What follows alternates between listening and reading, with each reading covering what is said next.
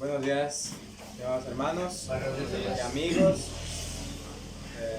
por su presencia en este primer día de la semana, ¿no? Dando gracias a Dios por la oportunidad que Él nos da de compartir la palabra de Dios en esta mañana, ¿no?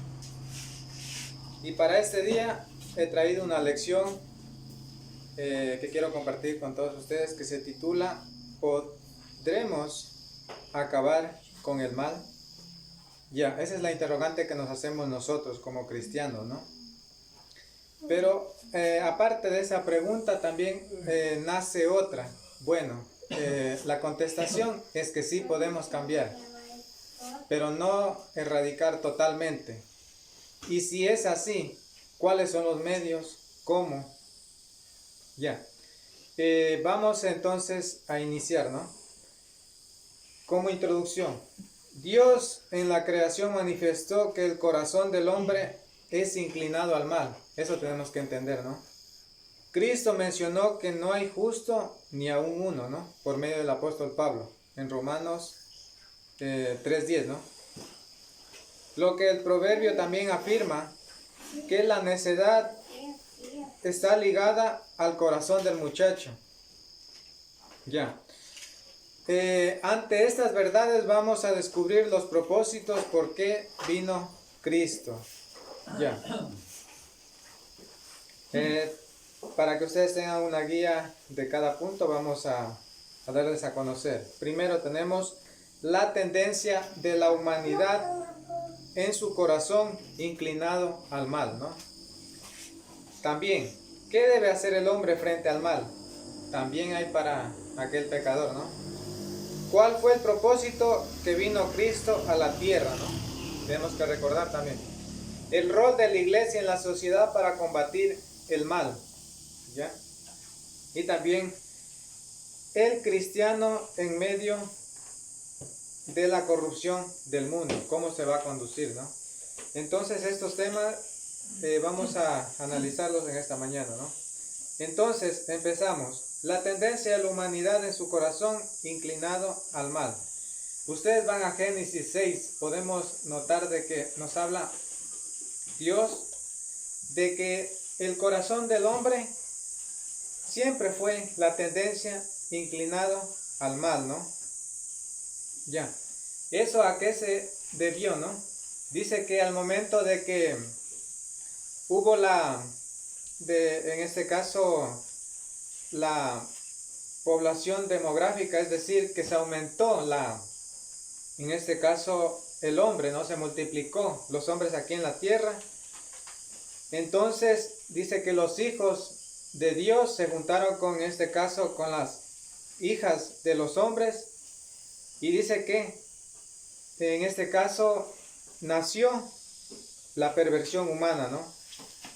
¿En qué sentido podemos notar, ¿no? Como les decía, por la explosión demográfica, como les decía, por la multiplicación del hombre, también hubo perversión, en este caso, humana, en este caso perversión también sexual, como les decía, ¿no?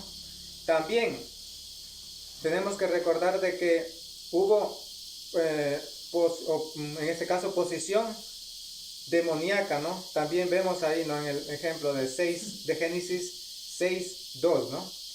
Y también se puede considerar muchos aspectos más acerca de la tendencia del hombre hacia el mal, ¿no? La constante del hombre hacia el mal, ¿no? En el Génesis podemos ver, ¿no? Dice que el pensamiento del hombre era siempre el mal, ¿no? Entonces vamos a descubrir cada uno de esos puntos. Pero vamos a trasladarnos al libro de Génesis 6:5, a ver qué nos dice, ¿no? Génesis 6:5. Ya. Dice así: Vio Jehová que la maldad de los hombres era mucha en la tierra, y que todo designio de los pensamientos de su corazón solo era de continuo el mal, ¿no? Ya. Normalmente tenemos que tener nosotros en cuenta de que de dónde nacen los malos pensamientos. Es de nuestra mente. ¿Dónde se guarda? Es en el corazón, porque incluso ahí Dios nos dice que guarda tu corazón, porque de él mana o depende la vida, ¿no? La buena vida. Entonces, como podemos notar aquí, la perversión de la humanidad, en este caso, la perversión que había en aquel tiempo, por la multiplicación, como les decía, en este caso, de las personas, hizo que, en este caso, el continuo designio de sus corazones puede hacer era siempre el mal, ¿no? No está diferente a lo que está sucediendo ahora mismo. Recordemos de que el mal no solo se ha apoderado de nuestro país, sino es a nivel de toda la humanidad. En todas partes podemos ver allá en Israel, en las guerras, se podría considerar como la tierra santa, se podría decir, ¿no? Entre comillas. Pero en realidad, ahora ya no es el pueblo privilegiado, ahora son los cristianos, como todos sabemos, ¿no? Pero vemos de que la maldad está cada día en el ser humano, ya sea, por ejemplo, como nosotros podemos ver en las noticias, ¿no? Cada día hay muertes, violencia, guerras. En este caso, nosotros nos ponemos a pensar, ¿por qué hay esto? ¿Y por qué se ha multiplicado la maldad? ¿Por qué vivimos en una constante de maldad? Prácticamente nos dice también la Biblia que en la venida del Hijo del Hombre serán como en los días de Noé, ¿no?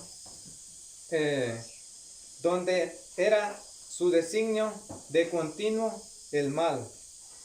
Entonces, de acuerdo a estas verdades, podemos notar de que los designios del corazón del hombre fue siempre el mal, desde el inicio de la creación. Y ahora no estamos exentos, no estamos lejos de eso, ¿no? Lo estamos viviendo.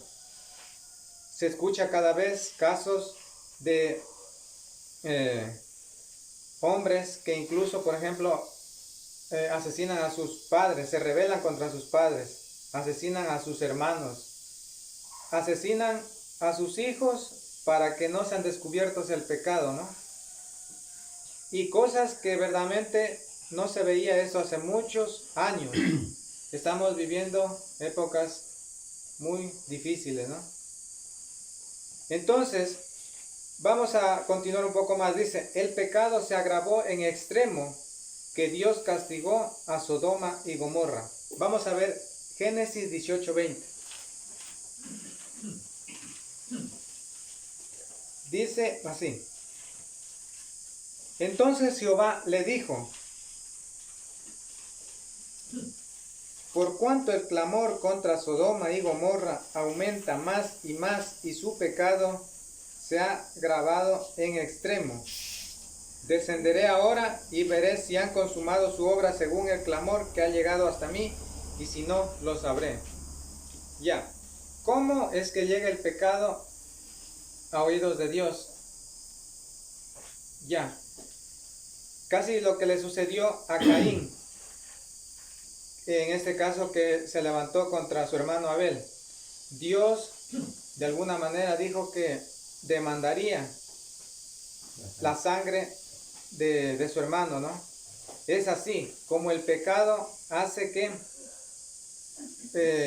la súplica, el lloro de las víctimas, hace que llegue hasta Dios, y Dios en su justicia intervenga para castigar en este caso el pecado o el mal que existe en la humanidad.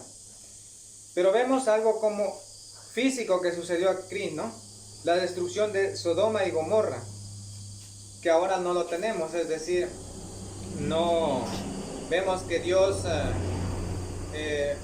a calmar su ira de pronto enviándonos un terremoto, ¿no? Que son circunstancias que también Dios tiene el control, ¿no? Pero vemos que Dios castigó a Sodoma y Gomorra en aquel tiempo con fuego, ¿no? Y fue físico, la acabó, ¿no? Como podemos saber y conocemos la historia, ¿no? Ya. Dice que en el texto que habíamos leído, dice que llegó, el pecado era en extremo. Es decir, no tenían en cuenta a Dios, ¿no? Y dice que ese clamor llegó hasta Dios, ¿no? Y entonces Dios intervino por su justicia y los castigó, como nos dice aquí. Ya. Vemos de que el pecado tanto antes y ahora no ha cambiado, ¿no? Sigue siendo el mismo por la condición del pecado de Adán. ¿Qué necesita el hombre? Necesita un cambio, necesita arrepentirse, ¿no? En todo tiempo. Necesita él regresar a Cristo para así dejar el pecado y también pueda en este caso rescatar su alma, ¿no? Ya, el apóstol Pablo nos dice en Romanos que no hay justo ni aún uno.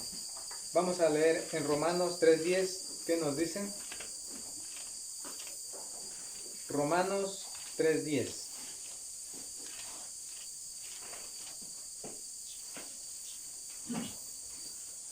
Ya. Dice así: como está escrito, no hay justo ni aún uno.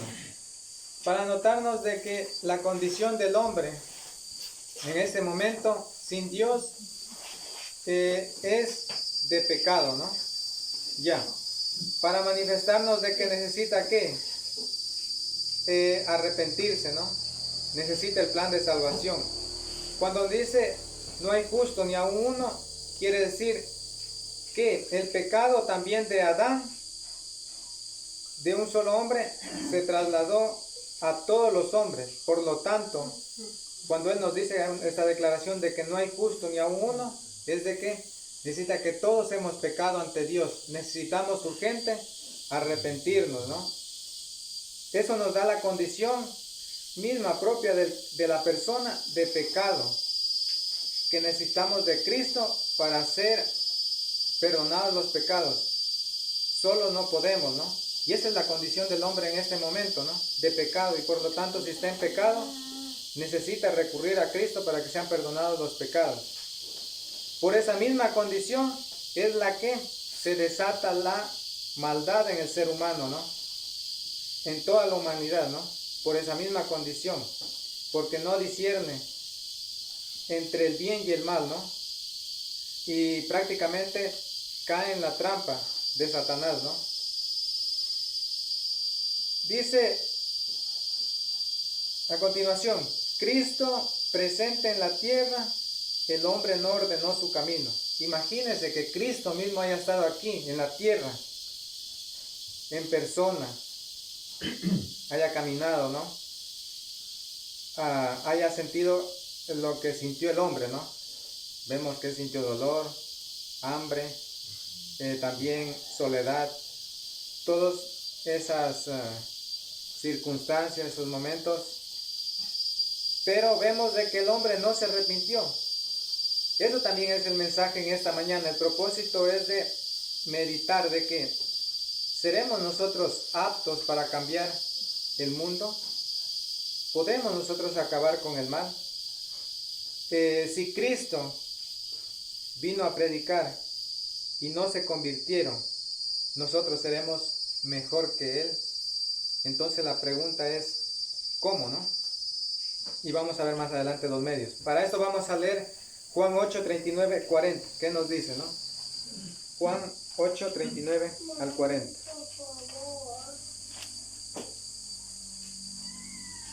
Dice así: respondieron y le dijeron: nuestro padre es Abraham. Jesús les dijo: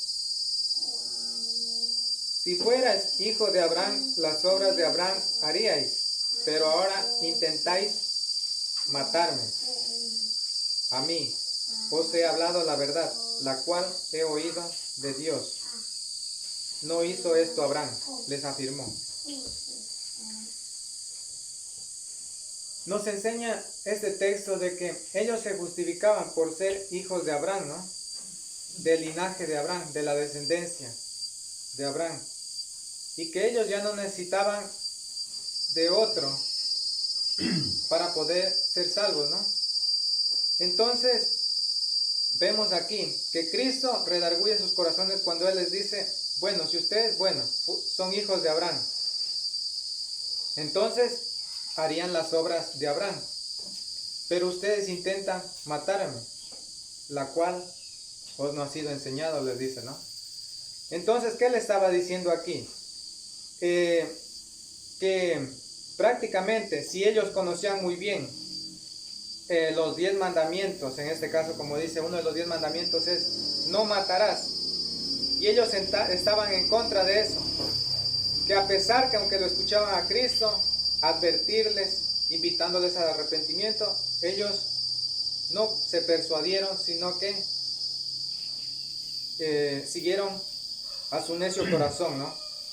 Justificándose, buscando de que al hacer de pronto este sacrificio o este acto, tal vez pudieran tener la misericordia de Dios, ¿no? Pero vemos aquí la rebelión de ellos, cuando Cristo mismo estaba aquí, no se quisieron sujetar a Él, sino que más bien ellos siempre estaban ahí atacándole, buscando ocasión para, en este caso, buscar algún mal, alguna falla en Él, ¿no? O hacerlo caer, como dice su palabra, ¿no? En palabra. Dice, la necedad está ligado al corazón del muchacho. Proverbios 22:15. Proverbios 22:15. Dice así, la necedad está ligada al corazón del muchacho, pero la vara de la corrección la alejará. Ya. ¿Qué nos enseña estos textos? De que, como les decía, la tendencia del mal y que nosotros nos encontramos, digamos, arrastrados por el pecado de Adán y que todos somos de alguna manera culpables, entonces eso ha sido visible hasta en el corazón del niño, del joven, ¿no? Que está ligado, la necedad está ligada al corazón del muchacho. Y si nosotros analizamos la palabra necio, significa que es una persona indocta, insensata, se podría decir sin mente. También se deriva del griego av, que significa sin, y from, mente, ¿no? Sería en este caso irracional, sin mente. Ya. Está ligado de alguna manera, dice la necedad, está ligado al corazón del muchacho. Para decir, y un ejemplo, ¿no? Podemos ver en los niños mismos. Ellos por tendencia, ellos por cualquier cosa hacen un berrinche, se podría decir así, ¿no? Ya. Pero ¿qué es lo que le aleja de esa condición? Es la vara y la corrección. Por ejemplo, si un padre deja a su hijo sin corregirlo, entonces las consecuencias después van a ser muy tristes, van a ser desastrosas, van a causar vergüenza en él, lo va a deshonrar, ¿no? Pero vemos aquí de que el corazón del muchacho está ligado a la necedad. Eso nos dice Dios por medio, en este caso, del sabio Salomón, ¿no? De que esa es la tendencia del hombre, ¿no? En su condición, incluso de niño, de joven, ¿no? Ya. Con estos textos hemos podido analizar entonces de que prácticamente la condición del hombre en pecado hace que le haga actuar mal y por lo tanto va a ser la tendencia siempre al pecado, ¿no? Ya. Ahora vamos a avanzar un poquito más. Dicen, ¿qué debe hacer el hombre frente al mal? Si ya conocemos la tendencia del hombre, su corazón es inclinado al mal, entonces vamos ahora a ver qué debe hacer el hombre frente al mal. Si yo me encuentro ante un mal como persona, ¿qué debo hacer? Entonces dice, buscar la ayuda inmediata de Dios. Mateo 6:33, es un texto que siempre hemos leído, ¿no? Buscad primeramente el reino de Dios y su justicia, y las demás cosas las pondré por añadidura. Ya. Vamos a ver qué nos dice Proverbios 3:8. Proverbios 3:8. Porque esto será medicina para tus músculos o huesos, como dice, músculos y refrigerio para tus huesos, ¿no? ¿Por qué? La palabra es refrigerio es la medicina y nos da refrigerio para nuestros huesos. Pongamos un ejemplo. ¿De qué manera? Cuando una persona se dedica al vicio del alcohol, las consecuencias son como la cirrosis. De pronto eso hace que cause, por ejemplo, un accidente de tránsito. ¿Qué va a pasar con él? Dice que en este caso, al oír la medicina, en este caso que sería su justicia, entonces será refrigerio para nuestros huesos. Es decir, va a haber salud, paz, tranquilidad. Pero cuando el hombre por su necedad se va detrás de eso, entonces ¿qué va a pasar? Va a haber calamidad, va a haber dolor, va a haber quebrantamiento en su salud, en su cuerpo. Ya. Sobre todo el pecado que le causa la muerte espiritual. Como podemos entonces darnos cuenta de que sin Dios nada podemos hacer. Incluso nos habla un texto de que si con Cristo o con Él no recogemos, dice que desparramamos, ¿no? Entonces, ¿qué debe hacer el hombre frente al mal? Buscar la ayuda inmediata de Dios para que vengan mejores días. Ahora, apartarse del pecado porque su fin es muerte. Ya, las consecuencias del pecado del hombre le llevan a la muerte, no solo física, sino también la muerte espiritual, que es la más triste, ¿no? Porque esa no tiene esperanza, es decir, la persona que murió por el pecado ya no necesita de otro sacrificio o algo que pueda ayudarle a cambiar el estado en que partió de este mundo, ¿no? Entonces, ¿qué nos dice en Romanos 6:23? Vamos a ver este texto. Romanos 6:23. Porque la paga del pecado es muerte, pero la dádiva de Dios es vida eterna en Cristo Jesús.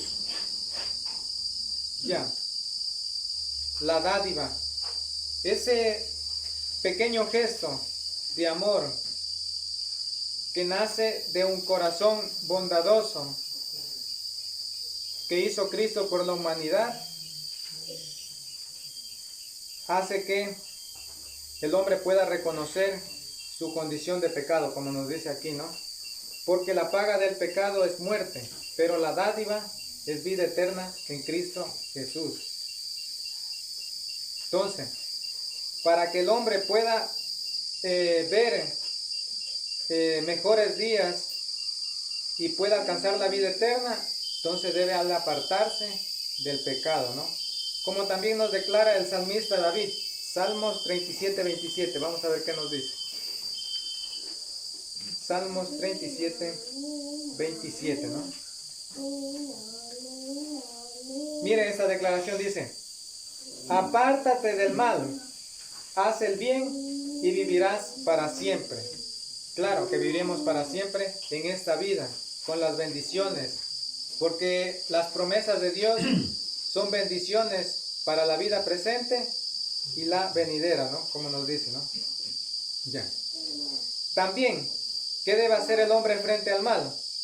Conducirse por sendas de justicia. Salmos 23:3.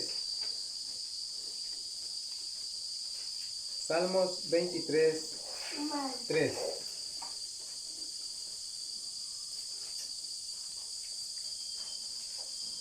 Confortará mi alma, me guiará por sendas de justicia por amor de su nombre. ¿Por qué conducirnos por sendas de justicia, porque son los atributos buenos de Dios, ¿no? En este caso, por ejemplo, podemos notar el amor, la bondad, la benignidad, la paciencia, la mansedumbre. Si nosotros nos conducimos por las sendas de justicia, por el camino de la piedad, entonces vamos a recibir la misericordia de Dios, ¿no? Entonces lo que debe hacer el hombre, ¿no?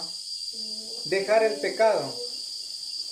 Si ahora mismo el hombre miente, si ahora mismo de pronto es un homicida, si ahora mismo en este caso le fue infiel a su esposa o cualquier otro pecado, él tiene que tratar de buscar y reconocer las sendas de justicia, ¿no? Las sendas de justicia. Sabemos que su justicia es su palabra y por medio de él conocemos el verdadero camino, ¿no? Otro de los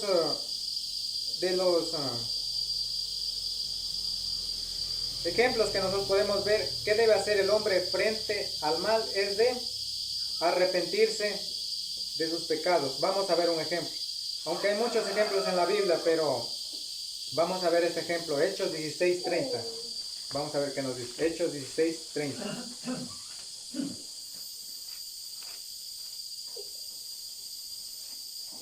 Dice así. Los sacó y les dijo: Señores, ¿qué debo hacer para ser salvo? Ellos le dijeron: cree en el Señor Jesucristo y serás salvo tú y tu casa. Ya. Como podemos ver aquí el ejemplo desde el carcelero de Filipos. Él, cuando fue llamado por en este caso, una cosa externa, como en este caso vemos un terremoto, y por la predicación de su palabra, él fue movido a arrepentirse de sus pecados. Son las mismas palabras que podemos encontrar que clamaron en aquel día de Pentecostés aquellos hombres que dijeron: ¿qué haremos, hermanos, ahora? Son las mismas palabras que exclamó Pablo, que dijo: ¿qué quieres que haga, Señor? Entonces, ante una verdad de que todos los hombres necesitan el arrepentirse, que a él no le importó la hora para entregarse a Cristo, ¿no? Como podemos ver, dice que era un poco antes de la medianoche. Entonces, ante este mal, el hombre debe arrepentirse de sus pecados, ¿no? Para seguir el camino que, como les decía antes, de la justicia. Ya. También hay un ejemplo que nos dice: ser imitadores o ser ejemplos de la juventud. 1 Timoteo 4:12. 1 Timoteo 4:12. ¿Qué le exhorta el apóstol Pablo a Timoteo? Dice así: ninguno tenga en poco tu juventud, sino sé ejemplo de los creyentes en palabra, conducta, amor, fe y pureza. Pero el hombre común, como podemos notar aquí, no reconoce eso. ¿Cómo? Parece le hace algo extraño ser ejemplo. Se podría decir que esta es una exhortación para los cristianos, ¿no? Como nos dice aquí. Pero el que no conoce a Dios no sabe que debemos de seguir este camino, ¿no? Como nos dice: si no sé ejemplo de los creyentes en palabra, conducta, amor, espíritu, fe y pureza. Son los buenos atributos que tenemos de parte de Dios, ¿no? ¿Por qué en la juventud? Porque es casi en la mayoría de los ejemplos donde muchas de las veces nosotros somos influenciados por el mal, ¿no? Y esta exhortación a Timoteo, que era un joven, también nos sirve. Y no solo para, como les decía, para los cristianos, sino es para todos los hombres, ¿no? Porque recordemos que la palabra de Dios no es solo exclusivamente para el cristiano, sino que Cristo murió por todos los pecadores. Una cosa es también que el hombre no le quiera reconocer, pero también tenemos por otra parte los corazones humildes que quieren hacer la voluntad de Dios, ¿no? Pero esto nos ha dejado, ¿no? Ser ejemplo, conducirnos de esta manera. ¿Qué más que eso, no? Ahora, ¿cuál fue el propósito? ¿Por qué vino Cristo a la tierra? Después de haber visto el pecado del hombre y el hombre frente al mal, o qué debe hacer frente al mal, vemos el propósito de Cristo. ¿Por qué vino a la tierra? Nosotros nos hacemos una pregunta y decimos, ¿por qué Cristo vino a la tierra? Él de pronto vino a cambiar la mente de las personas. De alguna manera podemos decir que sí. ¿Vino a acabar con el mal? Sí.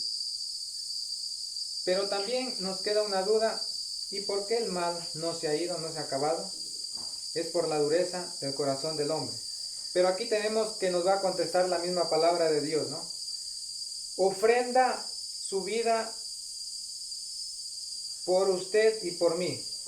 ¿Qué es lo que hizo Cristo cuando vino a la tierra?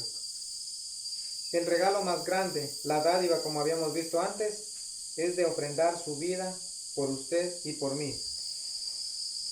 La palabra ofrendar significa un donativo, una gracia que entregó Cristo por la humanidad. Es una dádiva, un servicio de manera incondicional, como nos dice aquí, ¿no? Esto es lo que hizo Cristo por cada uno de nosotros. Vamos a ver qué nos dice en Mateo 20:28, ¿no? Mateo 20:28.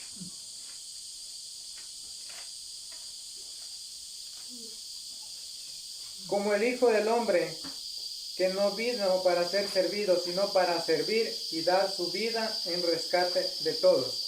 Pero antes de eso nosotros podemos leer desde el 25. Entonces Jesús, llamándolos, dijo: sabéis que los gobernantes de las naciones se enseñorean de ellas, y los que son grandes ejercen sobre ellas potestad. Pero entre vosotros no será así, sino que el que quiera hacerse grande entre vosotros será vuestro servidor. Recordemos, ¿no? Todos creo podemos notar, los gobernantes de este mundo, ellos buscan el poder y la vanagloria muchas de las veces de los hombres, ¿no? Que los hombres les aplaudan, que los traten bien, con buena hospitalidad, ser primeros en todo, en las sillas como los fariseos en aquel tiempo, todo, o sea, un buen trato, ¿no? Ya, pero Cristo ante esto, Él dijo que con los cristianos no será así, que el que quiera hacerse más alto será vuestro servidor, y para eso somos llamados, ¿no? ¿En qué manera nosotros podemos de servir? Hay maneras, como les decía, que usted puede servir, ya sea haciendo una obra de caridad siempre que podamos, incluso el dar un consejo de parte de Dios, usted está sirviendo. El escuchar a una persona que está pasando por una dificultad, el hecho de escuchar, usted está sirviendo. Cristo, cuando Él estuvo aquí en la tierra, vemos de que Él se preocupó tanto por los enfermos. Él daba vista a los ciegos, sanaba a los cojos, ¿qué más les puedo decir? Incluso curaba a los enfermos. Ya, Él siempre pasó una vida ocupada al servicio, que aunque fue el Rey de Reyes, Señor de Señores, no se estimó como para ser de tal manera, ¿no? Para ser servido. Con esta enseñanza nos redarguye nuestros corazones de que nosotros estamos puestos para eso, ¿no? Que hay muchas responsabilidades también como cristianos, ¿no? Que tenemos que esforzarnos, ¿no? Como nos dice aquí, Cristo eso vino a hacer, vino a servir, ¿no? Creo que ese texto es fundamental para nosotros, ¿no? Para meditar en ello, ¿no? Hay muchas cosas en las cuales usted puede servir.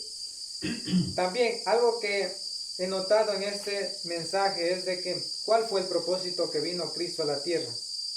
Es de buscar verdaderos adoradores. Ya. Porque ya, Cristo pudo haber venido analizando. Si, vino a entregar el Evangelio, pero no todos lo oyeron. Dios demanda de que el hombre tenga un corazón humilde, dispuesto a hacer su voluntad. Cuando nos dice buscar verdaderos adoradores, que lo adoren en espíritu y en verdad. En espíritu, ¿por qué? Porque nace de un corazón sincero, íntegro, fiel. Y en verdad, como lo estamos haciendo nosotros aquí, cumpliendo. Que no sea solo como un acto de ceremonia, no como de pronto en la antigua ley se podía ver, ¿no? Que como nos dice también el texto, estos hombres de labios me honran, pero su corazón está lejos de mí, ¿no? Entonces Él quiere que todo sea armonizado, ¿no? Que armonice tanto la adoración, que nuestro corazón esté con lo que practicamos nosotros en espíritu y en verdad. Juan 4, 22 al 24.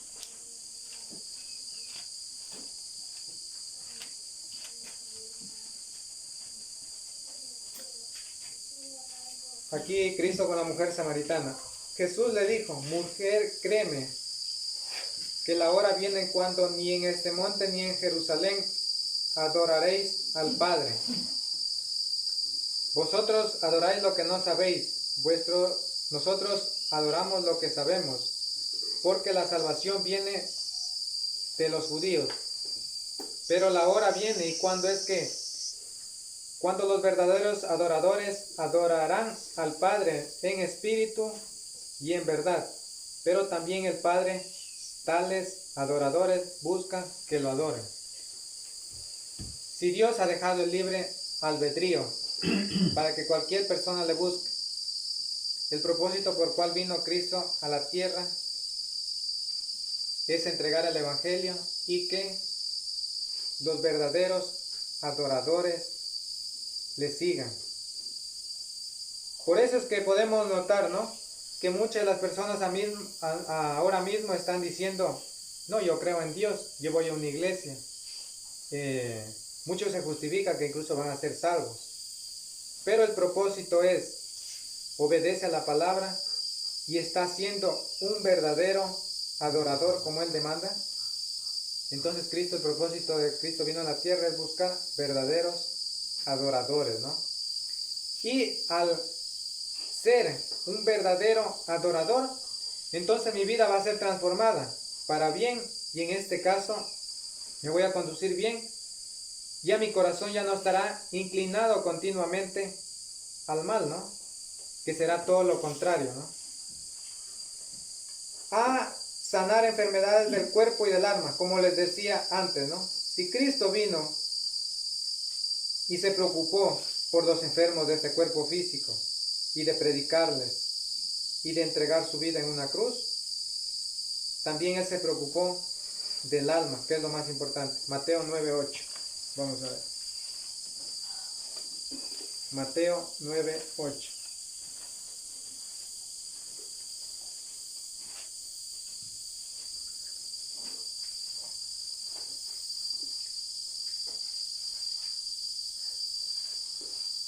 Como nos dice aquí, Mateo 9:12. 8 les dije, ¿no? Sí. Ya, 12. Ya, dice así. Los sanos no tienen necesidad de médico, sino los enfermos. Ya, porque aquí a Él lo juzgaban los fariseos, los escribas, buscaban ocasión para tentarle, para hacerle caer en palabra o en hecho, ¿no? Y Él se encontraba comiendo ahí con los pecadores, comían y bebían, dice. Pero seguramente nosotros inferimos de que Él no estaba participando ahí de pronto de chistes deshonestos, palabras groseras o vulgaridades o de cualquier otra cosa que afecte mi espíritu y mi alma, ¿no? Si no, seguramente notamos de que Él estaba ahí para predicarles, para enseñarles, para redarguirles, ¿no? Por eso es que cuando ellos lo juzgaron que estaba comiendo con los pecadores, Él les dijo, los sanos, es decir, los que ya tienen a Cristo no necesitan o los que al menos se conducen en la piedad no necesitan de médico, porque siempre Él lo tomó como un término así, en este caso de enfermedad, término médico, ¿no? Sino, ¿quién necesita? Los enfermos. En este caso, los enfermos, ¿cuáles eran? Los pecadores, los que de pronto ahora mismo se encuentran en la violencia, en el vicio del alcohol, de las drogas. Y uno de los males más terribles que ahora mismo tiende a la humanidad es el vicio del alcohol, ¿no? En ellos se deleitan día y noche. Y ayer mismo conversaba con uno y le decía, de pronto, muchas de las veces como jóvenes podemos pensar y decir, estamos jóvenes, tengo el tiempo disponible. E incluso yo le decía, no es nuestro tiempo, es de Dios. Digo, mira, le decía incluso hasta conversando cara a cara, le decía, y él se dirigía a beber. Entonces yo le decía, mira, tú dejas a tu esposa acá, a tu hijo. ¿Qué tal si tu hijo le pasa algo? Porque puede suceder, llega a fallecer. Y es ahí cuando nos lamentamos y decimos, ¿por qué no aproveché el tiempo con mis hijos? Y nos estamos lamentando tarde. ¿Por qué no aprovecho ese tiempo que estoy desperdiciando? Que incluso le ponía el ejemplo, ¿por qué no aprovecho con mi familia? O haciendo algo bien, alimentando mi alma, aún más ponernos a leer la palabra. O le decía, ¿cómo es posible que una persona se dedique al vicio del alcohol el domingo, sabiendo que tiene que trabajar el lunes y toda la semana? Es algo que es increíble. Él le ponía el ejemplo de que los que se dedican al vino, de las mixturas, vestirán vestidos rotos. Eso es lo que nos dice. Viene la precariedad, la pobreza, la necesidad. Y eso muchas de las veces a las personas les agrada. Les gusta vivir así, pero en pecado. Y Satanás los tiene a su dominio, ¿no? Ya. Como les decía, Él vino a sanar enfermedades del cuerpo y del alma. Deshacer también las obras del diablo. A eso vino Cristo. Está bien que tengamos en nuestra mente el pensamiento de que sí, Cristo vino a cambiar a la humanidad. ¿Pero por medio de qué? De la predicación. Solo no podemos. Es su palabra la que transforma. Juan 3:8. Vamos a ver qué nos dice.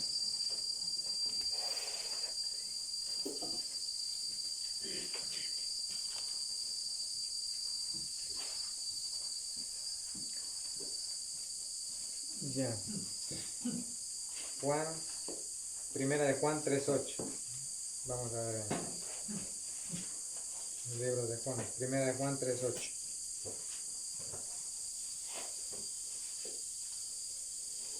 Dice así: el que practica el pecado es del diablo, porque el diablo peca desde el principio.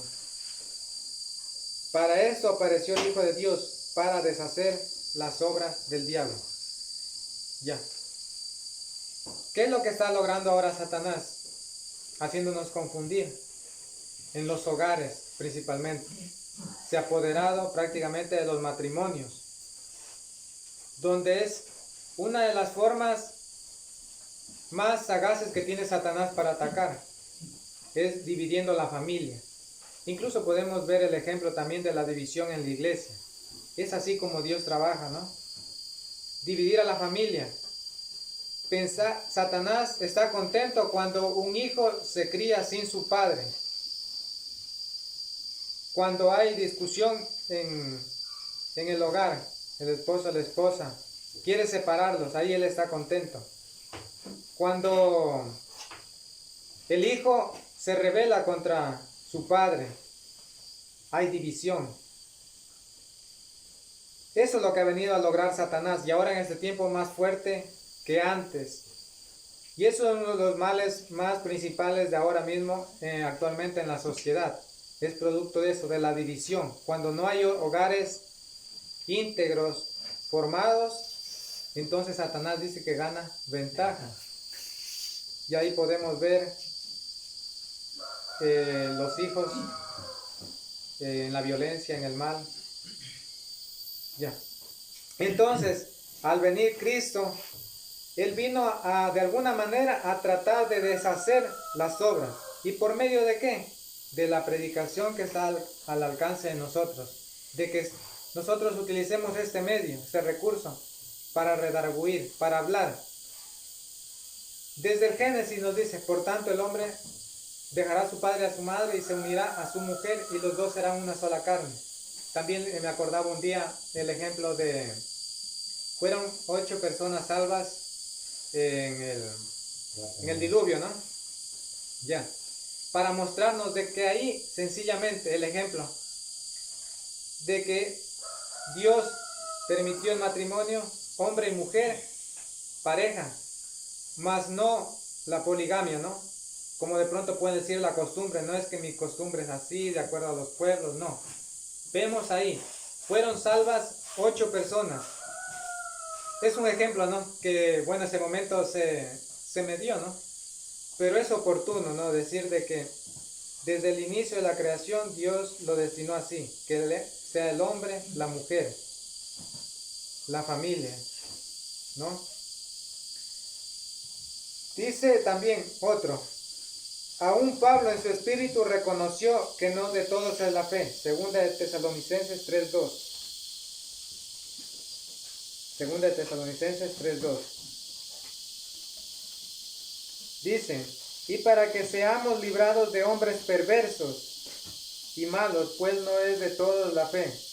Ya, pero antes de eso hace una mención de orar por nosotros para que la palabra del Señor corra y sea glorificada, así como lo fue entre vosotros. Ya, nos muestra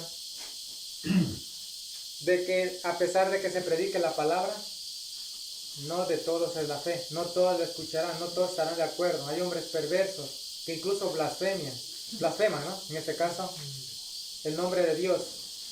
Dicen no hay Dios, dice el necio en su corazón no hay Dios. También no reconoce la palabra de Dios como inspiración divina, sino como algo que el hombre natural lo pudo haber hecho, ¿no? Ya, para librarnos de eso entonces, reconociendo de que no de todos es la fe, ¿no? Aunque Cristo vino con el mensaje de la predicación, no todos estarán de acuerdo, es verdad, y tenemos que reconocerlo. No podemos nosotros cambiar, es solo Cristo el que cambia, ¿no? Es el que da el crecimiento. Únicamente nosotros, como parece que el hermano Manuel ayer decía, nuestro trabajo es hablar, y no solo hablar, sino también vivir nuestras vidas, ¿no? Porque usted puede hablar bonito, ¿no? O sea, eso puede decir un ejemplo, ¿no? Hay hermanos que, personas que pueden conocer la palabra de Dios, hablan muy bien, dan muy buenos consejos, pero su vida no es ejemplo. Entonces también debe de esa manera. El rol de la iglesia en la sociedad para combatir el mal. Yo le puse aquí para combatir el mal, porque de alguna manera estamos en una pelea constante. El rol de la iglesia en la sociedad. Nosotros tenemos un rol importante. Poner a nuestra familia en manos de Dios, como lo hizo Josué 24:15. Vamos a ver qué nos dice este texto. En este caso Josué 24:15. Si mal os parece servir a Jehová, escogeos hoy a quien sirváis. Si a los dioses a quienes sirvieron vuestros padres cuando estuvieron al otro lado del río, o a los dioses, aquí hace mención de los dioses, a quienes sirvieron vuestros padres cuando estuvieron al otro lado o a los dioses de los amorreos, en cuya tierra habitáis. Pero yo y mi casa serviremos a Jehová, ¿no? Nos menciona aquí de que nos habla la historia de que hizo un recuento de todo lo que pasó para que el pueblo fuera victorioso y fue trasladado a una tierra próspera y segura, ¿no? Pero escojan, les dijo al pueblo de Israel, ¿a quién quieren servir? A los dioses paganos, pero yo y mi casa serviremos a Jehová, ¿no? ¿Cómo es el trabajo ya de la persona, como ustedes conocen, ¿no? De hablar la palabra de Dios, de leerla, de meditarla con su familia, ¿no? Porque a través del oír viene la fe, nos dice, ¿no? Ya, empezar con el ejemplo por nuestras propias vidas, como les decía antes, ¿no? Vamos a leer el ejemplo de 1 de Samuel 2, 27 al 29. 1 de Samuel 2, 27 al 29. Sí, estamos bien. Ya, dice así. Vino un varón de Dios ante Elí y le dijo: así ha dicho Jehová, ¿no me manifesté yo claramente en la casa de tu padre cuando estaba en Egipto en la casa del faraón? Lo escogí para que fuera mi sacerdote entre todas las tribus de Israel, para que ofreciera sobre mi altar, quemara incienso y llevara efod delante de mí, y concedí a la casa de tu padre todas las ofrendas de los hijos de Israel. ¿Por qué habéis pisoteado los sacrificios y las ofrendas que yo mandé ofrecer en el tabernáculo? ¿Por qué has honrado a tus hijos más que a mí, haciéndolos engordar con lo principal de todas las ofrendas de mi pueblo Israel? Este es el ejemplo que no queremos que suceda en la vida del cristiano. De pronto debe iniciar por el ejemplo. ¿Qué pasó con la vida de Elí? Cuando él tuvo la oportunidad de corregir a sus hijos, no lo hizo. Cuando Dios le encargó un encargo muy especial del sacerdocio, él no estorbó a sus hijos. Dice que ellos de una manera violenta arrebataban las ofrendas que iban para el sacerdote, ¿no? Los arrebataban. Les decía, ¿sabe qué? Dame, o si no te lo quito por la fuerza. Que dormían con las mujeres que hacían guardia. Una vida prácticamente de desorden. Pero cuando se enteró, fue demasiado tarde y quiso, en ese caso, exhortarlos. Pero Dios ya había determinado terminar con la vida de los hijos de Ofni y Findes, ¿no? Para mostrarnos de que nuestra vida debe ser conducida también por el ejemplo. Por el ejemplo y también por la instrucción. En este caso, tal vez para nuestros hijos. Si nosotros queremos criar hijos, debe también ir acompañado de nuestro ejemplo. No puede ser que yo a mi hijo le hable de la palabra de Dios y a la misma vez esté mintiendo. Solo por poner un ejemplo sencillo, de que venga una persona y averigüe por mí y yo le diga a mi hijo, dile que no está, pero yo enseñándole la palabra de Dios, ¿no? O sea, un ejemplo sencillo que puede suceder, ¿no? Un caso de desesperación, tal vez el uno dirá, ¿no? Tal vez yo lo haga porque no tenía para pagar, es que no quería ver al Señor. ¿Cómo puedo decir yo hablar de la palabra de Dios? Que está hablando que es malo mentir o malo robar o malo... Pero no enseño con el ejemplo.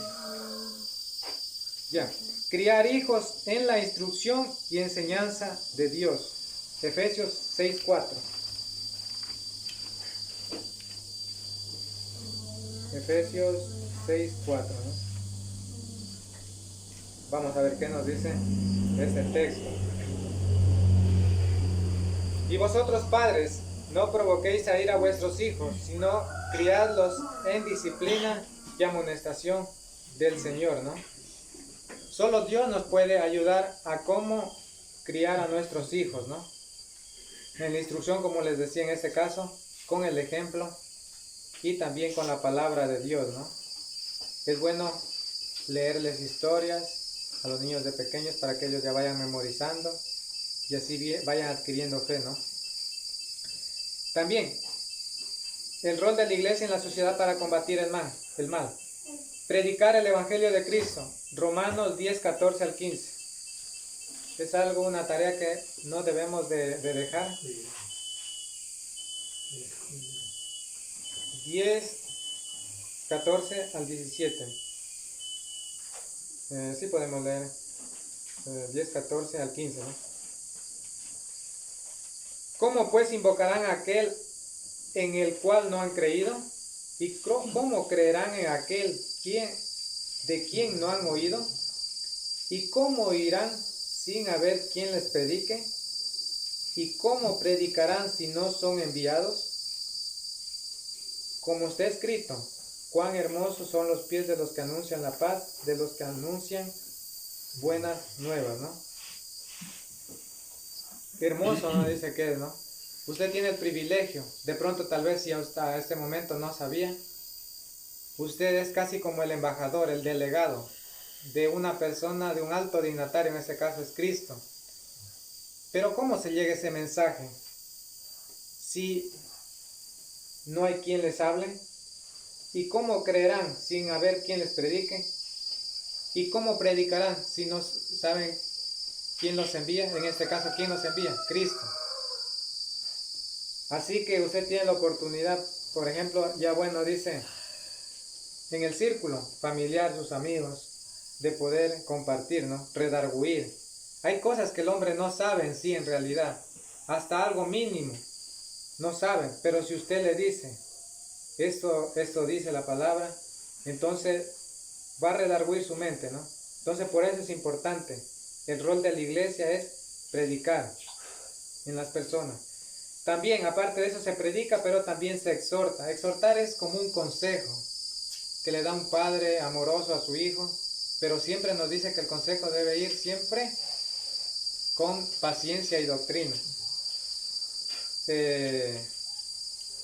Me imagino que Cristo, por más que veía la maldad de los hombres, Él no iba, digamos, a dañarlos moralmente, no, sino con paciencia y doctrina, ¿no? No iba con un látigo a darles, ¿no? A menos solo el ejemplo nomás que nos cuenta de que cuando hicieron mercancía en la casa de adoración, solo ahí nomás fue con látigo, pero Cristo siempre fue con amor, ¿no? Decir esto, que sea la palabra de Dios. Y si rechaza el hombre, ya rechaza es a Cristo, porque rechaza es a Cristo, a su palabra, ¿no? Exhortar al hombre el fin de sus acciones, como les decía, exhortar, es un consejo dado, ¿no? Ezequiel 33, 7 al 10. ¿Qué sucedió en aquel tiempo? Ezequiel 33, 7 al 10.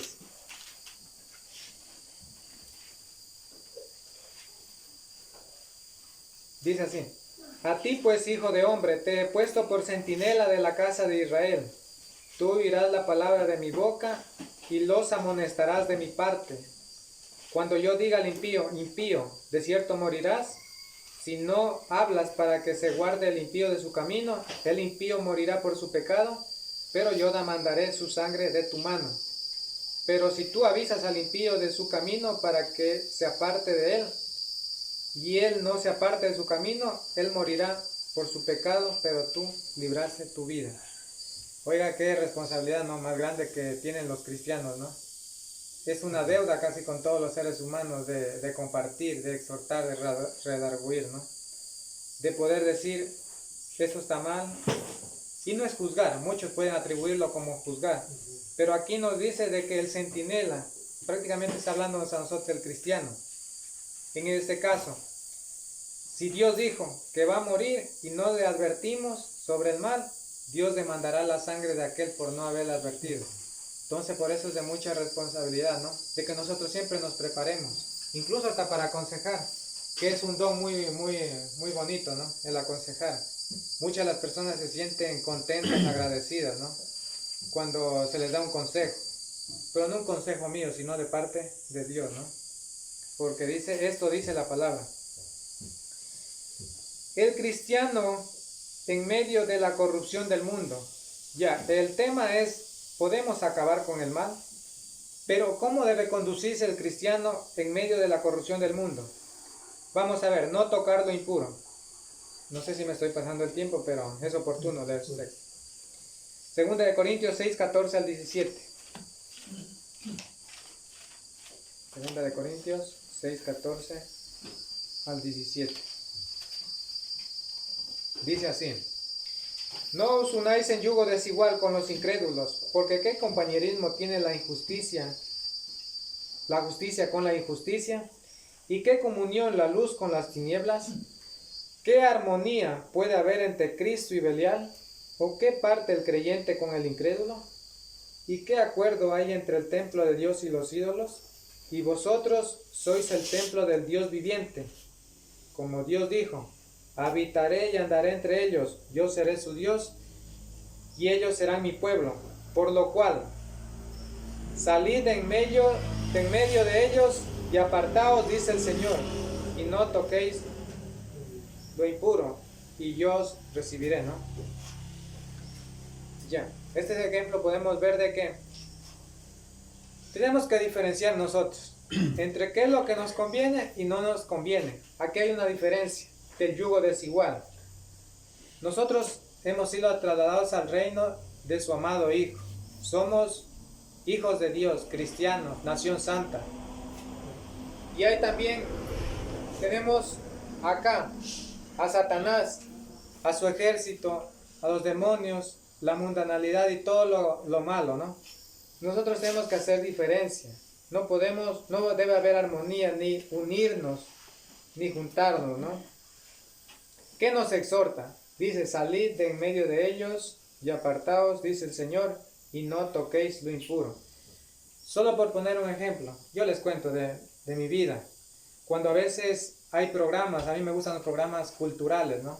Cuando hay danza, cuando hay, por ejemplo, música autóctona o cualquier otro evento. Yo asisto porque sé que es algo sano, pero ¿qué tal si yo me involucro? De pronto ahí dice: no, va a haber un grado. Ah, bueno, yo voy a ir, pero no voy a tomar, solo voy a ver. Podemos pensar en nuestras mentes. O solo voy un ratito y regreso. Nosotros estamos de alguna manera tocando lo impuro, nos dice aquí. Mejor es evitar en esas cosas, ¿no? Como les decía, ¿no? Es un ejemplo que yo les doy para que ustedes de pronto tal vez pudieran meditar en eso. Tienen 1000 maneras ustedes de divertirse, no necesariamente tiene que ir a esos lugares, ¿no? Claro, como el mundo lo hace, allá el mundo. Entonces, para diferenciar, dice: huyen y no toquemos lo impuro. Cuando nosotros asistimos, estamos tocando. Y ustedes saben que las malas, ¿usted qué va a encontrar ahí? Malas conversaciones. Las malas conversaciones corrompen las buenas costumbres, ¿no? Ya. No manchar las vestiduras blancas, como nos dice aquí es un texto que hemos leído últimamente, ¿no? Apocalipsis 3:4. Apocalipsis 3:4. Pero tienes unas pocas personas en Sardis que no han manchado sus vestiduras y andarán conmigo en vestiduras blancas, porque son dignas.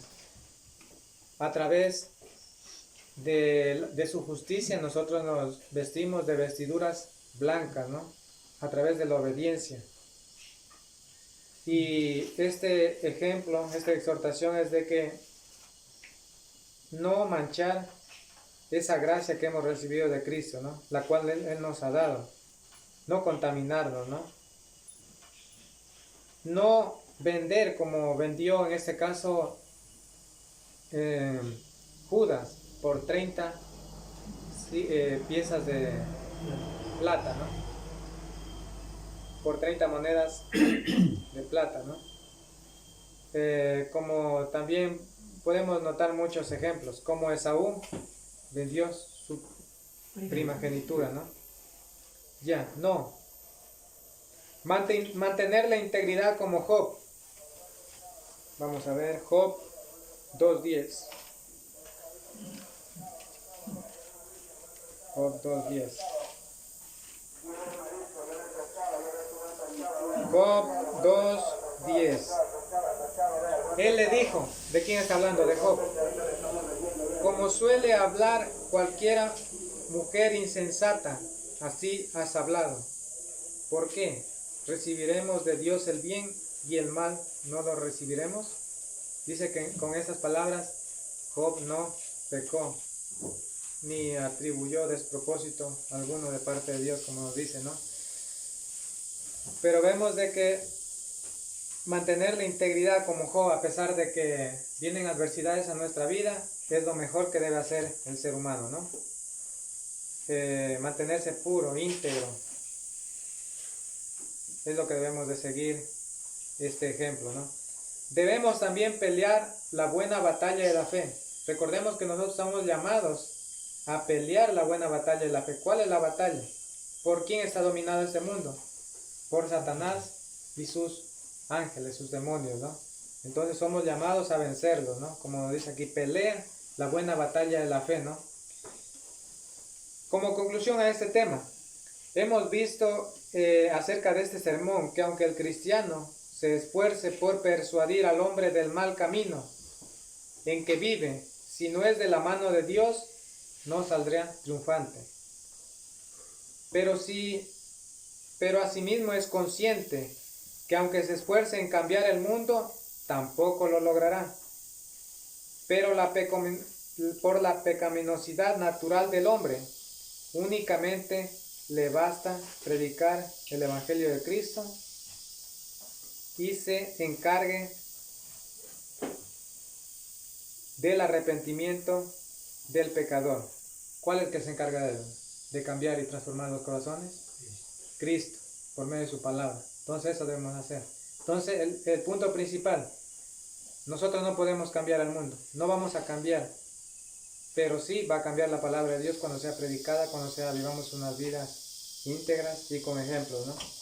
Entonces este es el mensaje que quería compartir en esta mañana, espero que les sirva. Gracias.